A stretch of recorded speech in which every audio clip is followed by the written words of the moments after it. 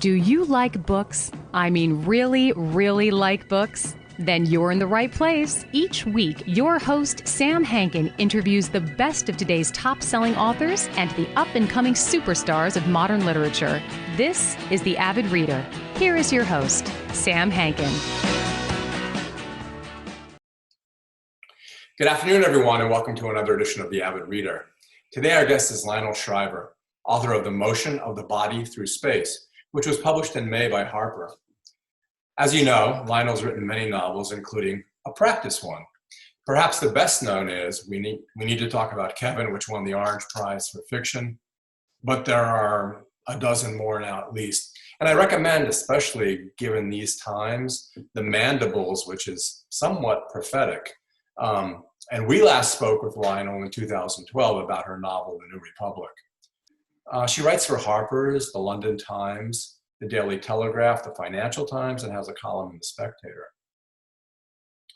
An older couple, Serenata Terpsichore, so it rhymes with hickory, and her husband, Remington Alabaster, are a bit, in my opinion, like Cary Grant and Rosalind Russell in one of those wacky movies like His Girl Friday, in terms of their banter and repartee. They're called screwball comedies. Maybe not as speedy as those, but every bit as biting and humorous, with a big thread of love that runs through every conversation. Well, almost every. Even when Remington announces he's going to run a marathon, Serenata almost does a spit take. But from that first sentence, Remington literally and figuratively runs as fast as he can from the potential anchor that Serenata might be to his efforts at rejuvenation, since he's old. Well, 65, which upset me a bit since I'm 68 and Serenata's 60. They both gain a year during the course of their journey. So the novel provides a template within which we can deride or praise the subculture of triathlons, $10,000 titanium bikes, cute little French schoolboy bicycle hats, at least that's the kind my brother wears, spandex out the ass, so to speak, and a plethora of other gizmos and gadgets that men and women don in an effort to encase in a girdle the slow decline into old age and the feelings that arrive from it. So, trailing like ducklings along on the swim are numerous characters that fill the story with more humor and derision and help to frame the feelings and emotions that Serenata, a recluse of sorts, feels and expresses through the entirety of the novel. Political correctness, cancel culture, cultural appropriation, new norms permeate the book and its examination of values, truly core or not. So, hi Lionel, and thanks for stopping by. Oh, it's my pleasure. And I should say that you're stopping by for the second time because we did kind of a dress rehearsal for this interview, but what happened? Well, we didn't think at the time it was a dress rehearsal, did we? No. So we should clarify to anyone who attempted to listen to or watch our original, as you call it, practice session, that it was recorded on Skype and the audio on my end was atrocious. It was impossible to understand, and so we are now repeating our interview, and it's my suspicion that it's going to be completely different from the first one. Well, but we will cover some of the same ground. Not in the sense that most of what I say will be impossible to understand. That's generally the case on my show. But I will try to be a little less loquacious and spend up 45 minutes of the hour we talked. So I'll do the Terry Gross question, which is, tell us a little bit about your book and its characters. Well, MBS, as it's known in our household, is about a couple on the cusp of old age, but they're not there yet. And as Serenata, my protagonist, observes, now that her abruptly unemployed husband is 64, he could live 30 more years. And that's pretty sobering. What do you do with that time? And so that's one of the things that my characters are asking themselves. And they're also asking themselves, in what kind of shape are they likely to live that next 30 years?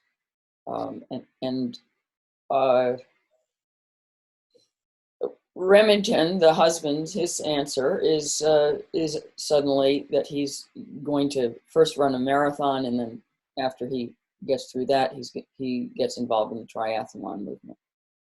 And Serenata, the wife, has been privately involved with fitness her whole life, but she considers it her business.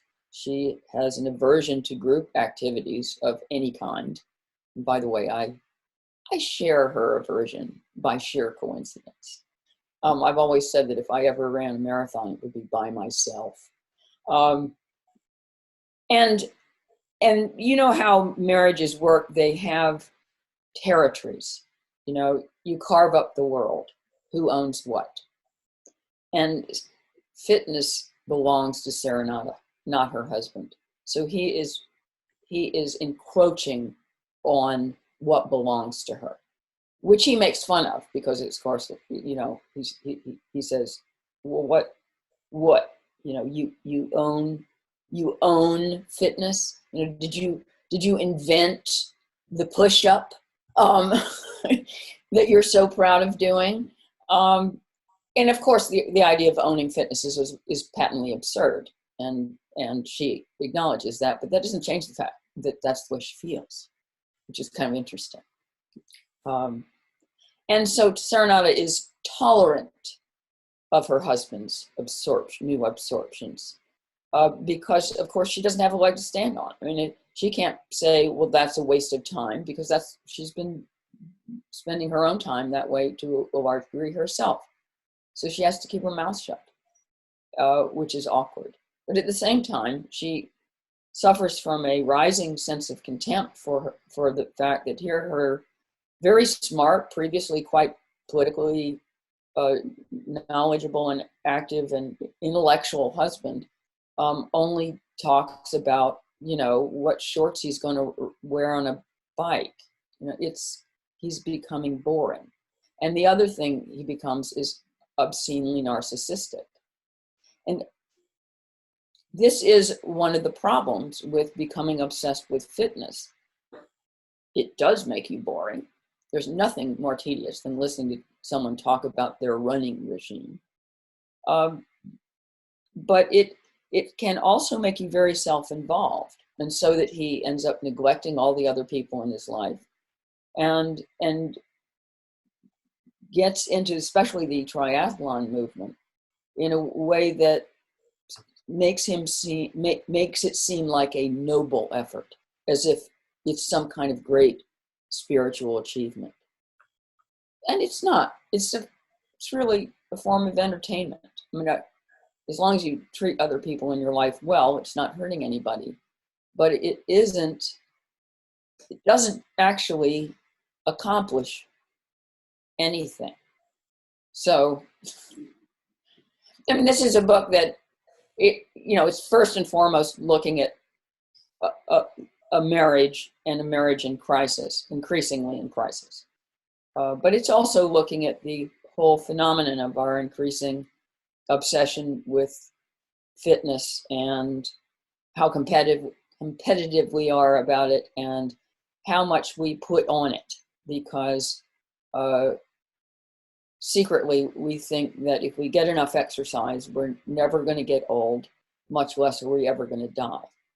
And I think that those assumptions require some serious examination. That reminds me, because since I did have the opportunity to chat with you before, your husband's around 70 or so, right? He's exactly 70. And he doesn't do any exercise at all, right? No, he doesn't. I mean, not any. And he still looks great. It irritates me a little bit. And although I get the benefit of living with an attractive man, so it's worth it. But it is astonishing. And also, I have more health problems than he does. My skeleton is falling apart because it has been pounded into the ground. And he's fine. Yeah, because He could easily live to 90 and he'll still be fine. but And I think there's something in that. I mean, he's a drummer. He carries his own kit here and there. He walks occasionally, but there's no program. He doesn't have a routine, and he's still in very good health. And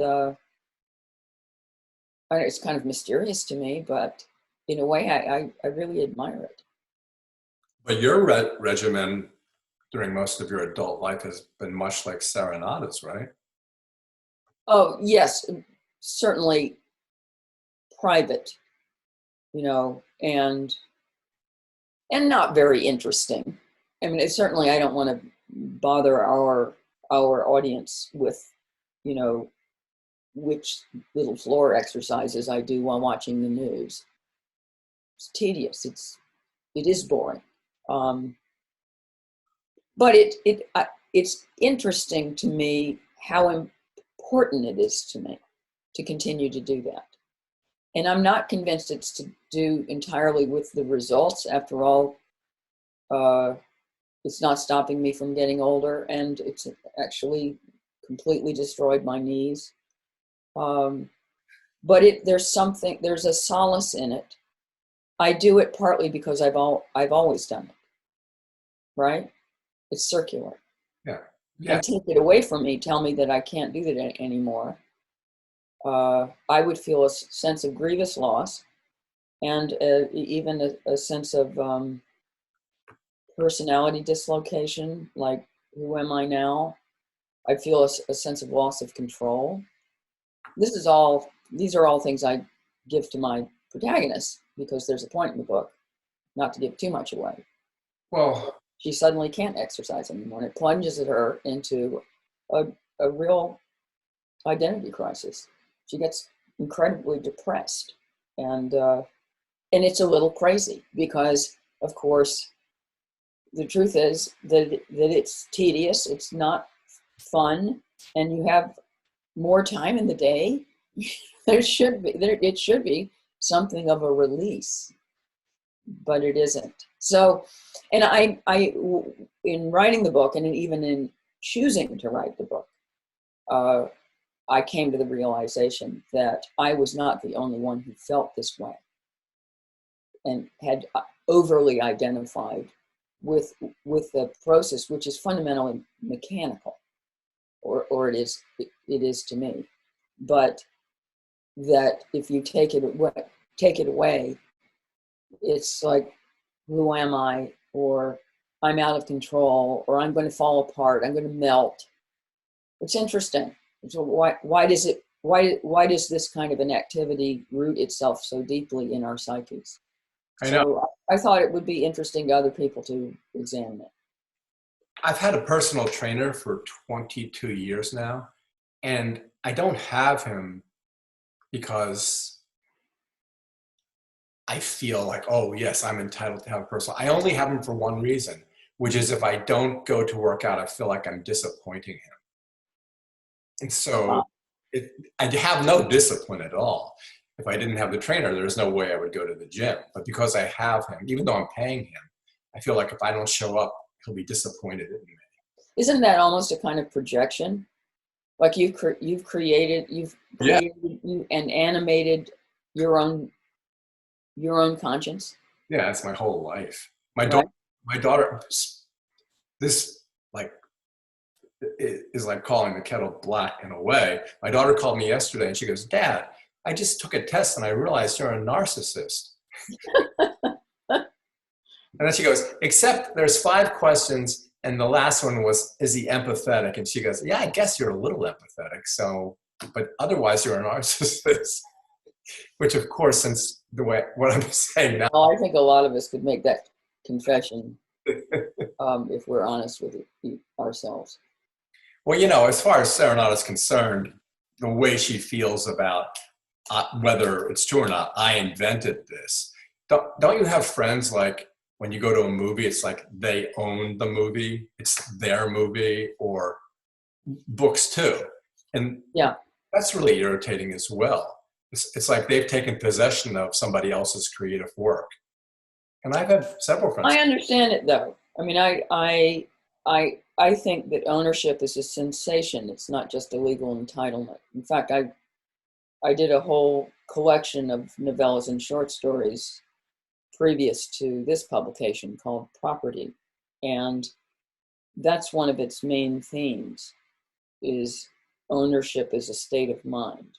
And so in Serenata's case, she's repeatedly had the experience of discovering a passion or doing something that seems unique to herself.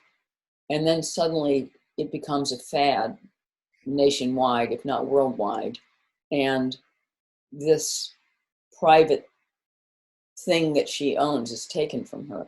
And I give a number of examples, and a couple of them are like books and movies that used to be obscure, so especially like books, and then suddenly they're turned into movies, and everybody knows about it, and it's no longer special to believe in a book that everybody knows about and everybody's seen the movie. And there's a funny sense of loss there. Or she when she was in her mid-teens, she got a tiny tattoo of a bumblebee on the inside of her wrist. It's a very small tattoo, but nobody was getting tattoos at that time aside from, longshoremen and bikers and people in prison. And then, nowadays, everyone's covered in them. So it's no longer a strange thing to have done. And so it diminishes the meaning of that tattoo for her. Right. I find that kind of interesting. It happens a lot. It's happened to me in relation to the bicycle. I've biked as primary transportation since I was 8 years old, since I got my first bicycle. I only learned to drive when I was about 35, and it didn't take. I drove for a year because I had to for a book, and then I abandoned it. But otherwise, I bike everywhere, in all weather, and at any time of day or night. So that's been a kind of identity thing for me for a long time. Tell the story. Well, how special is it now to bike everywhere? I mean, Tell that story. I go anywhere and I'm crowded by all these nouveau cyclists, and I resent them. I actually hate them. Well, tell this. Now I hate them too, since our last conversation. But tell the story in the book of Serenata, which is exactly like you, riding and all these other bikers, and how she feels about that. Because you express it so well in the book, and it's an important bike ride. She needs to. Oh, well, there's one particular bike ride she takes down the West Side Bikeway, which I've taken thousands of times in New York. And she gets into a competition with someone on a city bike.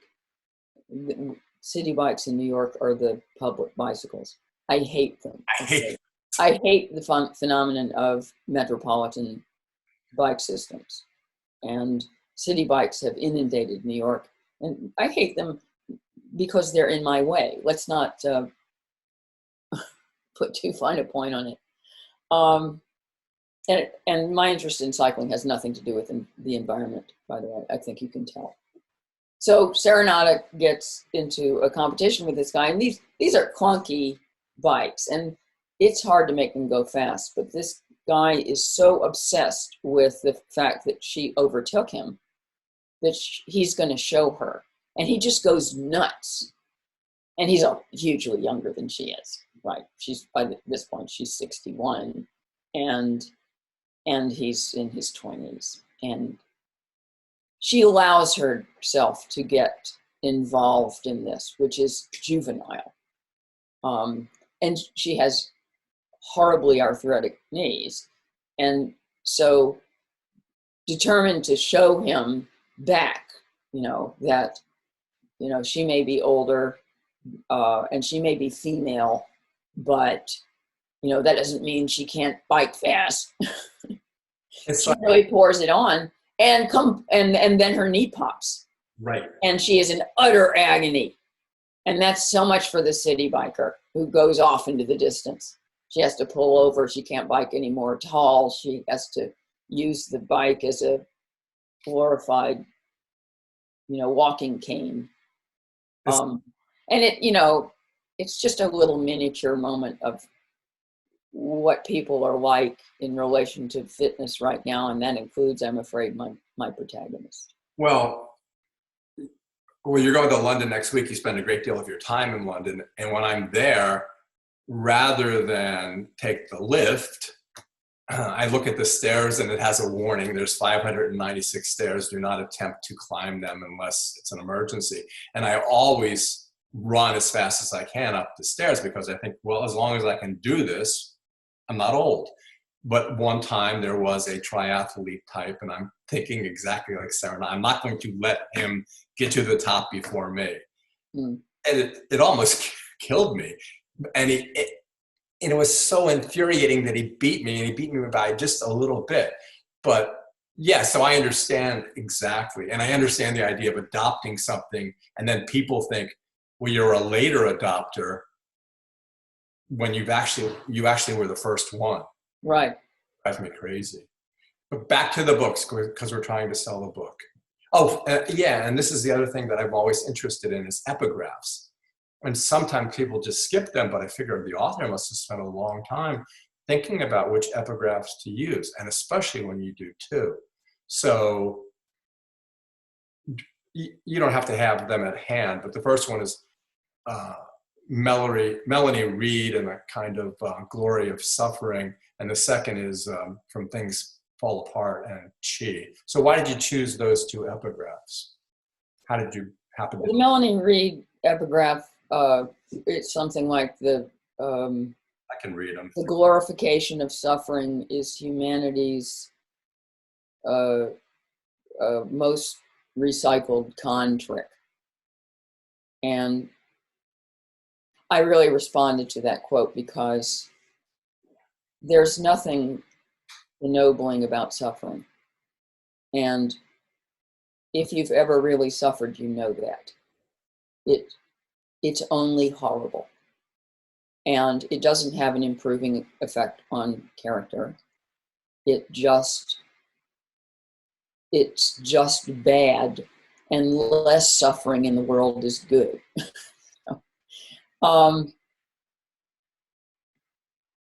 It's not as if I don't believe that you need to sometimes push yourself to do something you don't want to in order to achieve something, but the suffering itself is not ennobling.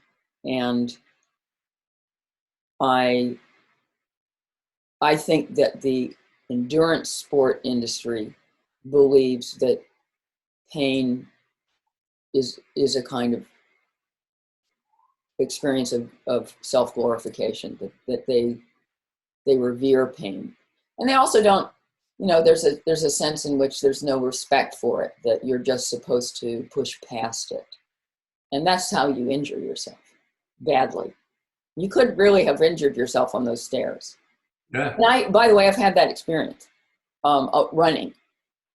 I did a terrible damage to my hamstring that put me off the road for about 3 months because I got involved with one of those competitions, was running along the Thames, and some guy passed me and then slowed down. And female runners have this experience all the time because male runners cannot bear to have women in front of them. It doesn't matter how fast you're going.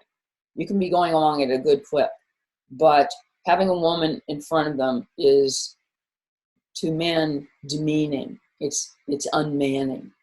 And therefore, he had to get in front of me. So he got in front of me and then slowed down. And I'm not going to slow down to protect his ego. So I pass him back.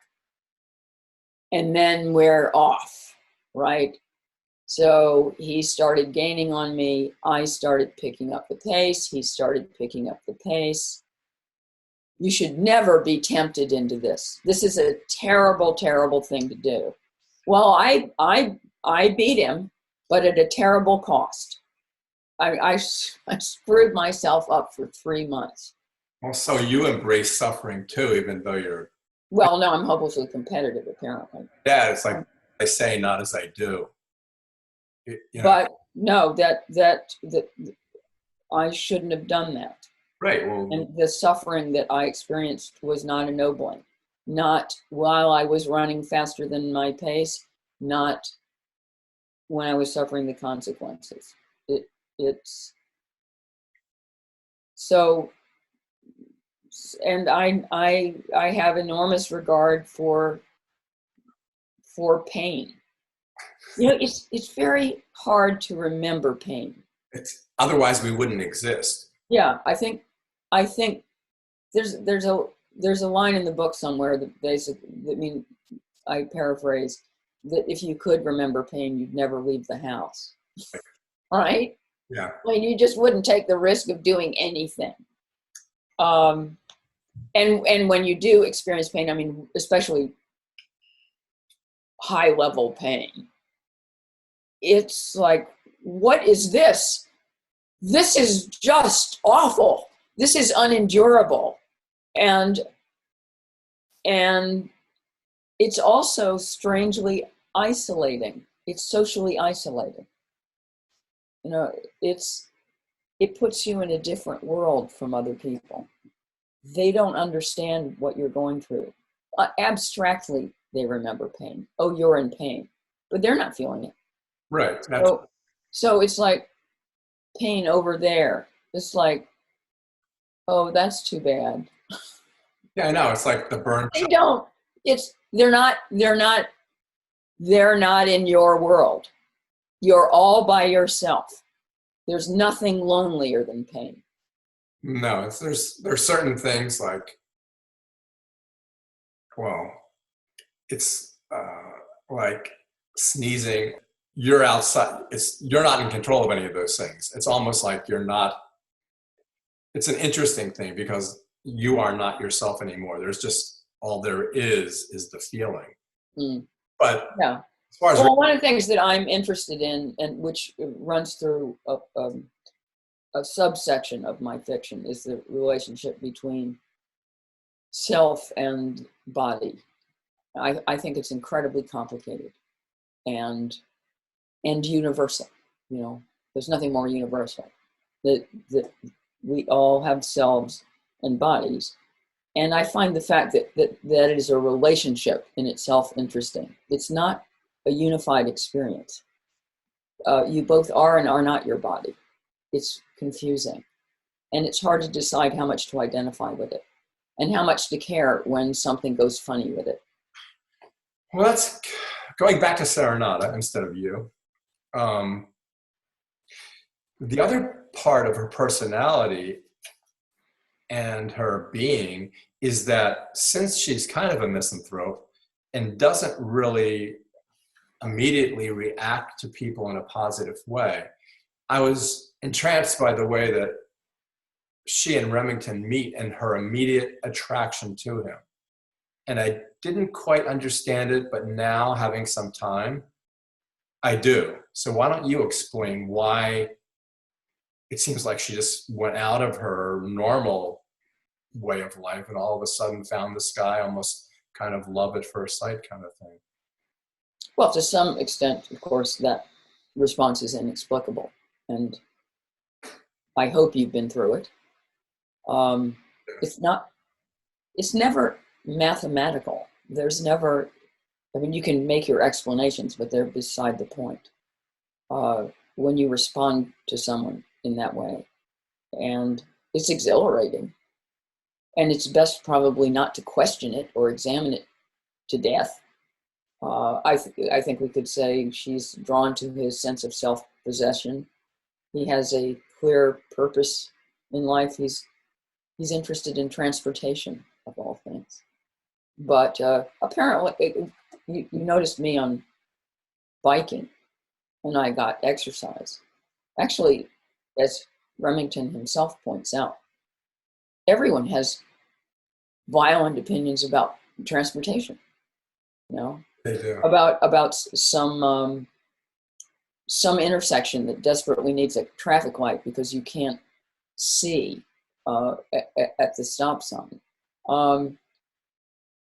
It's lots of people hate cyclists, for example. More opinions about transportation. So that's attractive, you know. He has a passion, and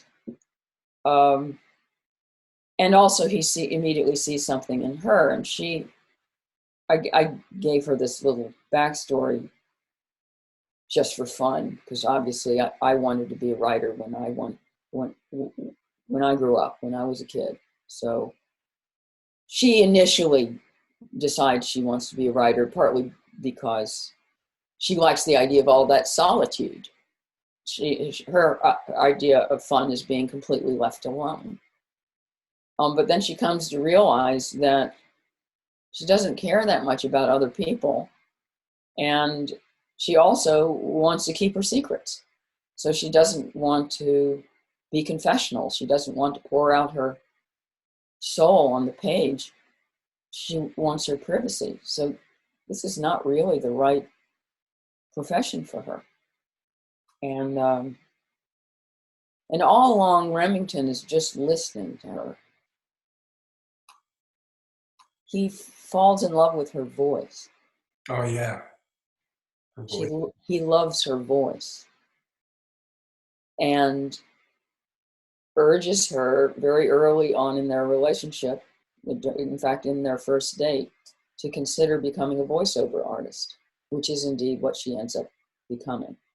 And that also provides a lot of solitude. She can do that with very few people. But that was her real talent. And after all, that's attractive, that when other people see in us our best abilities, perhaps that we haven't even spotted ourselves. It's interesting how you say Serenata didn't want to pour herself out on the page, or her passions, or part of herself. Yet in this book, as we've talked last time and this time, normally you get the silly question, is this book at all autobiographical? Well, when we talk, it seems as if you almost take on the skin of Serenata, you know? Well, I gave her some of my own attitudes and opinions, and then but I do that in any book, and I do the same thing with other characters to a lesser degree. Or I will construct characters which are deliberately in opposition to my own feelings and opinions, and this book is no exception. Specifically, Serenata's nemesis in MBS is a personal trainer like the one you've got, whose name is Bambi Buffer. That's obviously a work handle, but it's creepy. It's deliberately creepy. Yeah, Bambi is a knockout. Bambi is tall. Her muscles are so perfectly defined that she looks like an anatomy book illustration. She has a tiny little waist. She has well-developed calves, and she's virtually perfect. And her husband becomes transfixed by her. This is not fun, right? This is, and of course, Bambi's half Serenata's age. So, she beats her on all fronts. And Bambi is, she's an almost religious advocate of endurance sport. So this is Serenata's opposite. And Bambi has an awful lot of advantage over Serenata, just in terms of looks. But she also is pretty good at holding her own in arguments. because as far as Bambi is concerned, Serenata's skepticism about endurance sport is just because she wouldn't be able to do it herself. Yeah, Serenata's the catastrophizer. Yes. And I love when she talks about which president had the toe injury that became an infection, or was it who was it? Calvin Coolidge. Coolidge. Actually, that's a true fact. Calvin Coolidge's son died because of an infected blister on his toe from playing tennis, if I remember correctly. Yeah, and Serenata uses that as an argument, which isn't the best, but it's certainly, in some ways. Well, it's the story that she brings out when one of the members of Remington's Tri Club, as it's called, gets an infected blister on his toe. So she remembers this story, and then Bambi makes fun of her for being a catastrophizer, as if, an infected blister means the member of the Tri Club has a death sentence. But Bambi finds that hilarious. And Serenata does tend to look at the negative. She's the endurance sports industry tends toward positivism and sunniness, and Serenata is dark, dark and chronically hostile. Although I would like to add that though she comes across as aloof, I made her that way. I created her that way. Aloof, standoffish, a little suspicious of others, arm's length. She's the only person in the book who ever does anything nice for other people. I know. Yeah. And there's not a single line in the book that points this out to the reader. I want the reader to notice slowly. But she's the one who takes care of her father-in-law, who's, coming up on 90 and quite frail, and lives in the same town as the couple do. And so she goes over all the time and brings him food and brings in his firewood, and most importantly, of course, spends time with him and has an affectionate relationship with him, while his son, her husband, is completely oblivious and has given up on visiting his father almost altogether. And there are any number of other points where Serenata is the one person who, though she seems like a misanthrope, is caring about other people and thinks about their needs. And while I wouldn't want to give the end of the book away, that culminates in her making a considerable sacrifice on behalf of someone else. So, characters more complex than just, oh, she's a misanthrope, oh, she's negative and she's hostile to other people. Once Serenata lets you into her sphere of affection, she's very loyal. And it's interesting that we talked about Bambi, but if you talk about, and I want to, some of the other characters, a lot of this book, well, actually the crux of this book and the reason why the marathon, the first part, the marathon, not the triathlon, occurs is because of a woman named Lucinda. And she is, she's the boss of Remington, and because of her actions, his life is completely changed. Talk a little bit about her and how that happened. Okay, well, Remington was second in command at the Albany, New York Department of Transportation. So he did pursue his passion for transportation. And once he reached the age of 60, he would have assumed that when his then boss retired, he would take over the department. I mean, he had the seniority. But instead, the city hired someone else who was less than half his age, black. She's second generation Nigerian and female. So ticks all the diversity boxes. And that was not a coincidence. But this woman is completely unqualified. She does not have a degree in transportation or city planning or anything like that. She has a degree from Columbia in gender studies. And she's very politically woke, and she brings in all kinds of new policies in the department, like, you can't use single-use plastic at the office, and so everybody drinks their Cokes outside.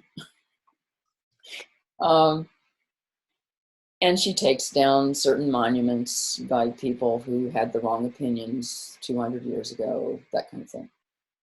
But she finally does something to do with a matter that Remington really cares about. And that's LED streetlights. And Remington is not opposed to LED streetlights per se, but he does a lot of research on it for the department. He does a whole report. And he recommends that it's important to choose housing for LED streetlights that are shield the lights from invading residents' houses, because it can be ugly and intrusive. But most importantly, he wants them to have a relatively low Kelvin rating. When you get up to a Kelvin rating of a maximum 5, the quality of the light is very blue and ghoulish. It's hard, and it makes everyone look dead. It's depressing, and he's right, by the way, surprisingly. Whereas once you get down to closer to the level of 3, it warms up. And there's not that big a difference between the more efficient LEDs and the old orange kind that you and I would have grown up with. But Lucinda high-handedly makes the decision to change all the streetlights in Albany to LEDs with a Kelvin rating of 5, without bothering to consult his report. And in fact, you even suspect she may have consulted it just enough to do exactly the opposite of what he recommended. And of course, with no shielding light. And so Remington has a single moment of losing his temper, and he slams his hand on her desk. And this is enough to drag him before an employment tribunal, because he's accused of being a misogynist and being a racist, and this is classified as a form of assault because he hit the desk. And so this is not quite midway through the book, and you have a transcript of the entire tribunal. And this is the kind of thing that gets me into terrible trouble and probably angers far left readers, if they even read me, because if you recognize yourself in a couple of the people who are running the tribunal, then you wouldn't find the portrait very attractive. Frankly, it's hilarious. It's hilarious. It's meant to be. And it is definitely a send up of identity politics and of course the entire construct of having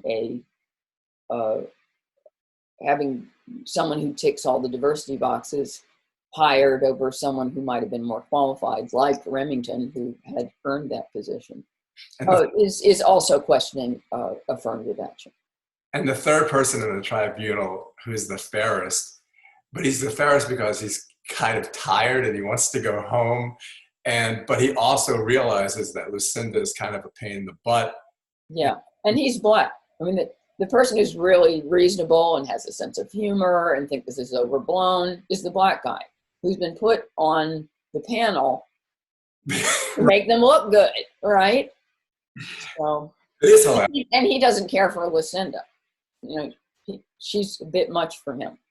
Well, and like you say, you do press a lot of triggers and trigger warnings, which is another term, as I said last time, that Serenata would hate. But Remington says during the hearing, he uses the word niggling. And then he goes, can I even use that word here? Right. And it's just, yeah, that would anger a lot of people that he actually uses that word, whereas the word has nothing to do with the derivation of the word that I can't say. Yeah, well, I mean, I am in some ways most irked by identity politics incursions on language, because that hits me where it hurts. Yeah. So I don't like being told I can't use a whole range of words because they're suddenly, they're being removed from the dictionary. Or if you express your opinion here in this interview and someone hears it, just like with, she shouldn't have done it, which just like J.K. Rowling did in her Twitter things about the silliness of calling women with a Y. And, you're born a woman, you're born a man, that's what you are. It makes perfect sense to me, but she's lost hundreds of thousands, if not millions of fans. And even the actors who were in Harry Potter, or some of them. Well, that's been an interesting story. I have to say I'm glad that she has stuck by her guns and not backed down. I think what makes it most interesting is, first off, she's backed a lot of identity politics. She's one of their own. Right. She's not some right-wing Tory. She's definitely a labor supporter, and yet I guess she has her red lines, and this is one of them. She does believe in the reality of biological sex, and she will not be shamed out of that position. And she also doesn't want biological men into women's spaces, like rape counseling, domestic violence refuges, and she wouldn't like biological men to compete against biological women in sports. It's actually a very moderate position. It's perfectly reasonable.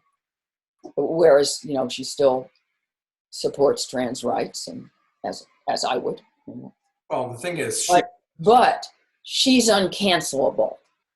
Right, correct. Right, she's uncancelable. She's worth so much to Bloomsbury, if I recall correctly, that they will stick by her. I would say the depressing side of that story is that I'm not entirely sure that if she were some first novelist on whom they lost money last time, that she'd get anywhere near the support or any support, right? So it's enjoyable as theater to watch them try to take her down and fail, because they can't. And of course, that makes it even worse, because they get frustrated and go even more nuts. And I gather they're now burning her books on video. Yes. Which to me just makes them look bad.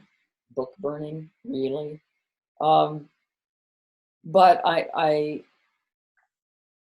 this is, the theater is just watching what happens when you go for someone who has just way more power than you do. So, but there are lots of other writers who don't have that kind of power. In fact, almost all other writers don't have that kind of power. And so I don't think it necessarily is a story about, the brave publishing industry sticking up for freedom of speech. No. It's the self-interested publishing industry knowing on which side its bread is buttered. And really all she's asking for is someone to listen to her.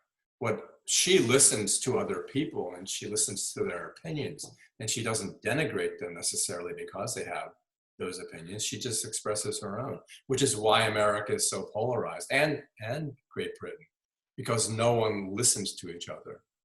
And whether it's abortion or the death penalty or gun control, they don't listen to the other position. No one does anymore. And as you said, your position that you take in the book, or the various positions you've taken in your writing or your life, are going to immediately alienate a certain segment of what would otherwise be your readership, because it's not about what you say, it's about the quality of your writing. If they just recognize they're not adopting your positions, they're simply enjoying and understanding and learning from your writing. They're two completely different things, and they've all melded together now, which is why we're in such trouble. Yeah, I think it's a shame that artists in general are now expected to pick a side. And I think that's anti-art. You can't be nominated for an Academy Award anymore unless you meet the certain level of diversity in the terms of the director, the actors. It's a formulaic thing, which makes no sense at all, but nonetheless. That's affirmative action, and I'm not a big believer in it. Yeah, and Democrats are worse than shooting themselves in the foot by these positions they're taking now. But be that as it may, let's go back to the book again. So a couple of the other characters, well, I think we talked about this last time, is they have two children, both completely different. But one of them is my favorite character in the entire book. So if you remember his name, talk a little bit about him. Deacon. You said Duncan last time. Well, I thought one of the nice things about doing this again is we could correct our mistakes. Sorry. All right. I can take it out. Deacon is probably a drug dealer. He never admits it, but he doesn't try very hard to deny it either. And he's incredibly good looking. And maybe I got this idea from my husband, but because that's how I know, there are these people, very attractive. And the most exercise he ever gets is lugging a 6-pack and a bag of Doritos from the mini mart to the car. Right? That's it. So how does he do it? And Deacon's presence around the Tri Club drives them crazy because he is magnetic. He's also very cool. And they're not exactly. You know what I mean? I mean, cool is an interesting quality. It's one of those qualities you can't take apart. You can't explain it aside from the fact that you've either got it or you don't. And he's not trying. Well, you can't try to be cool. You can't be. Well, that's the most uncool thing you can do, is try to be cool. Poser. That just ruins everything. Like, forget it. And then they're strivers, and they have all their various private reasons for being involved in this triathlon project, but they're not cool. And he's cool, and he's stunning, and he has complete contempt for their project. You know, why would you want to do that when, you know, you can pour yourself another whiskey? Why would you go run 26.2 miles when you could watch TV? You know, it just doesn't make any sense to him. So, and yeah, he's a fun character. You don't get him until near the end of the book, but yes, and he and Serenata have an interesting relationship, because it evolves, and she identifies with him and thinks she shouldn't. I mean, obviously she doesn't approve of the fact that he's probably dealing drugs, but they're both loners, and they're both not joiners. So they don't run with the crowd, and therefore have a lot in common. And whereas Serenata's kind of wound up about it, he's just totally laid back about it. He's not really, he doesn't get him upset. And that's why he can penetrate through Bambi, so to speak, Yeah, he's not impressed with Bambi. No. And Bambi's used to manipulating men, having them at her feet because she's a goddess, you know. She's an icon. She's the perfect woman. And he doesn't care. And then his sister, the daughter, and this is where I might pronounce things wrong, is Valeria. Is it Valeria? That's right. That's right. Valeria. So Valeria is a different kind. Well, if you consider Deacon dysfunctional, which he is kind of, but Valeria's she is in a different way. She's dysfunctional, well, two different ways actually. Valeria is very needy. She's dramatically different from her mother. All right. Serenata realizes much too late in the day that she made a big mistake with her daughter, because when Serenata was growing up, as I mentioned, she loved to be left alone. And she really appreciated the fact that her parents gave her lots of time to herself to pursue her own little obsessions, and that gave her, as far as she was concerned, the ideal childhood, which is exactly the kind of childhood she tried to provide her daughter, which was the last thing Valeria wanted.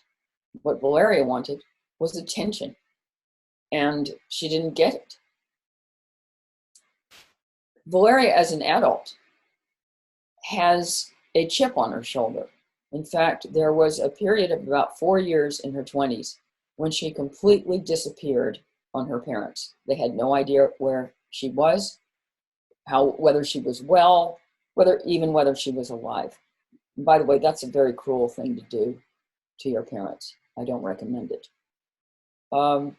Then she finally shows up again, and it turns out in the meantime, she's converted to born-again Christianity. She's become one of those evangelical people who knock on your door and you hide from, or I do.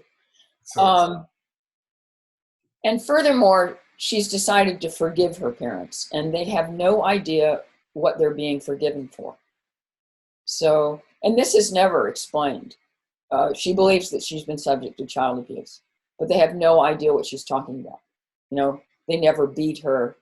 They can't think of anything they did wrong, aside from this one supposition that Serenata puts together, is that she should have been more hovering, you know. But beside that, they have no idea what she's on about.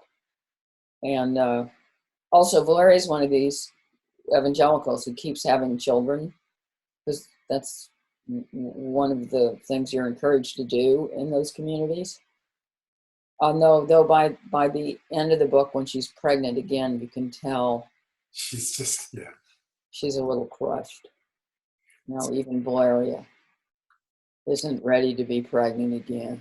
It must be fun writing a passive-aggressive character. It is, yeah. And it's a very commonplace pathology. So it's not hard to come up with the lines. Well, I know, because I know the lines. It's like when I was using an architect and I wanted to do a certain thing, he goes, it's always like that. Do you think that do you think that's the way you want to go? I mean, do you think that's right? Or do you, not even right? Do you think that's something that you would enjoy doing? It drives me crazy. I just want to hit them. I would much rather them be aggressive. Yeah, aggression is easier to take. Yeah, that's why it must be so much fun to write, because the phraseology, I'm not saying it comes easily, but it's easy to, it's easy to figure it out. You know what they're going to say. Mm-hmm. So the other character that I really like, but is so vulnerable, is Tommy, who again, going back to the suffering, she's willing to suffer as much as anybody could possibly suffer in order to be part of this tribe. Well, Tommy's an important character. She's the 19-year-old who lives next door. Her mother's a shut-in. She hasn't gone to college.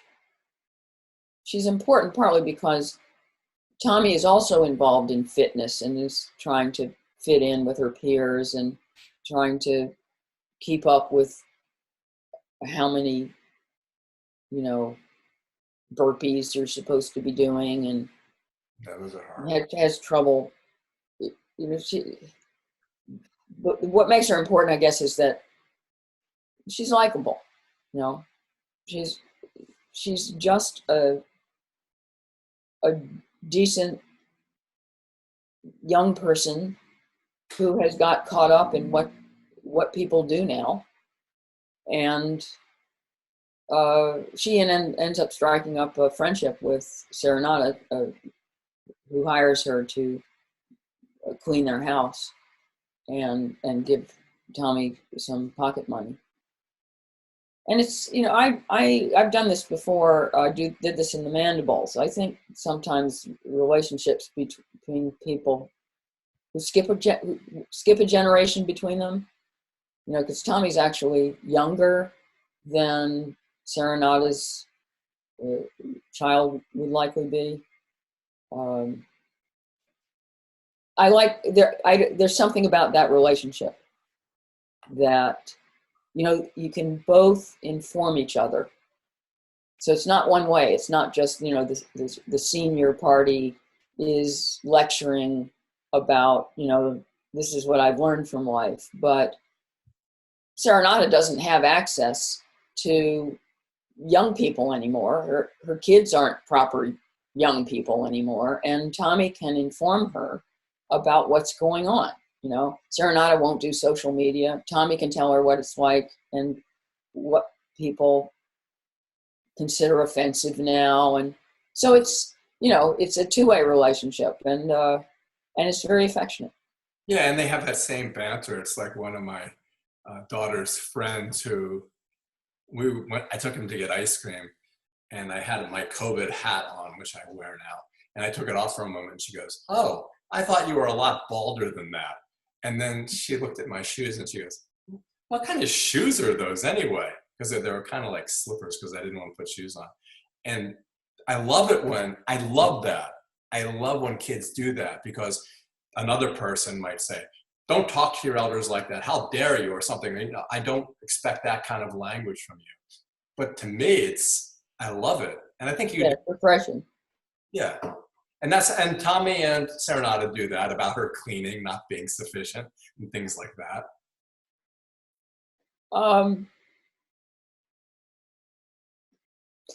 They treat each other as equals, and that's one of the things that makes the relationship. So Serenata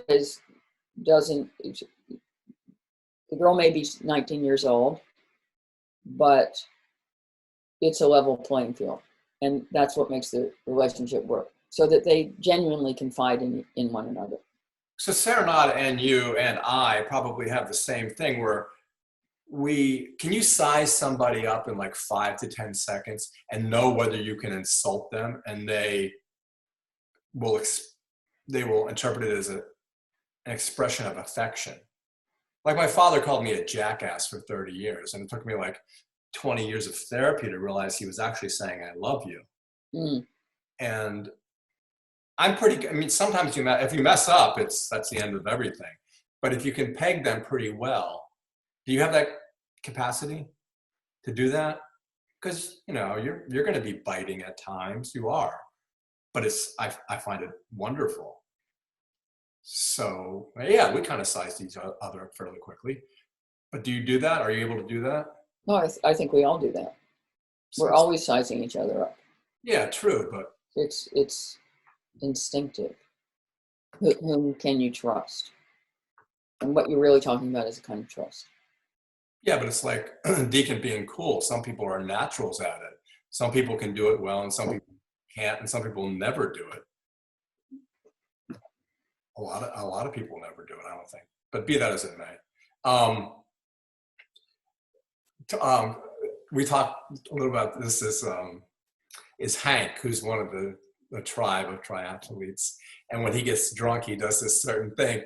And you actually had a friend who does the same thing. Talk about that. The book. Have you read? Oh, this is just a little moment, really. Yeah, but I like that. Hank is poorly educated. He's been in and out of prison and is very self-conscious around Serenata. Serenata not being publicly involved in fitness, he is at a loss as to what to talk about. He also has a drinking problem. So he tried to reach out to Serenata and asked her if she'd ever read Lori Moore's Birds of America. And Serenata responded warmly, that was trying to enter her world, because she sometimes reads audiobooks, and Hank knows that. So, she said, yeah, I have read it. I thought it was really good. And then, the next time they see each other, and he gets really drunk, and he asks her whether she's ever read Lori Moore's Birds of America, and she says, yes, I have, but she's a little more curt. And by the time this happens, like the fifth or sixth time, and he asks her yet again in slurred voice whether she's read Lori Moore's Birds of America, she just says, yes. Well, that's what I'm talking about. It's the ability to do that. And then he looks wounded. It's like, what did I do?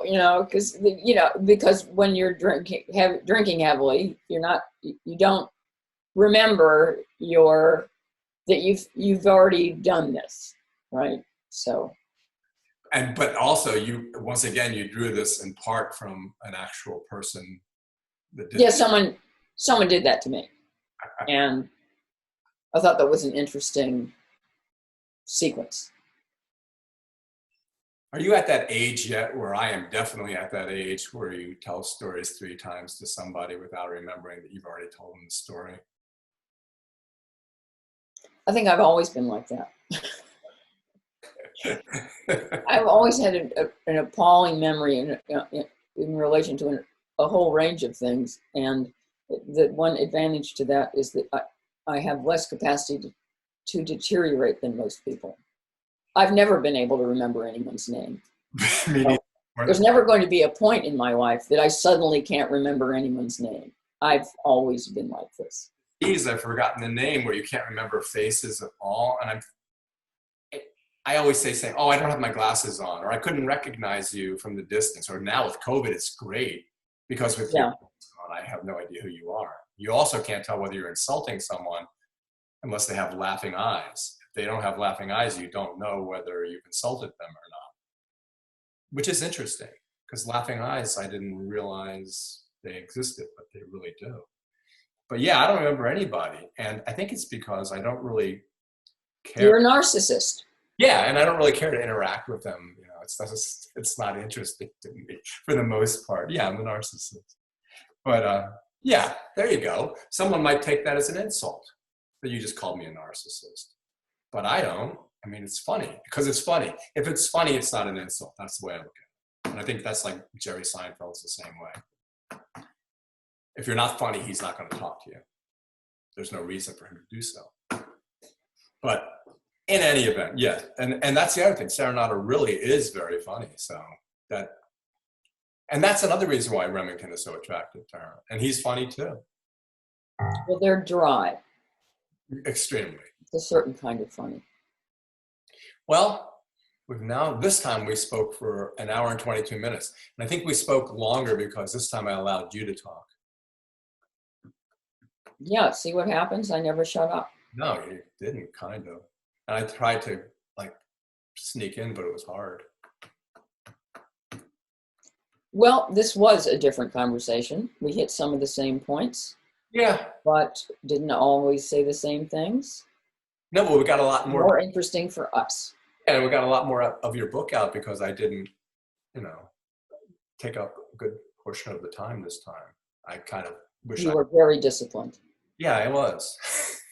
Because I'm a narcissist. Okay, well, if this doesn't work, I don't want to do it a third time. Do you? Hopefully this will work. Or we can just... Yeah, that could get into, you know, Worrymore Birds of America territory. Yes. As we repeat this over and over again, my answers could get more and more curt. No, we either never talk again or we go out and get a drink or something. Right. Anyway, I enjoyed talking to you. This is fun. Likewise. I'm glad we went to the effort of doing this again. Yeah. I hope we don't talk again. I mean, Wow. No, until you write your next book. Well, oh, we didn't even get that whole thing about how you've already written your next book. We'll do that next time. Okay. Okay. All right. Yes, my next book is probably going to be out late spring. That's amazing. Your COVID book. Well, it's not all about COVID. But you have, the audience will be relieved to hear. there's 4 new books out about COVID. All right, we're done. Okay, we're done. Yes. Okay, bye. All right. Bye.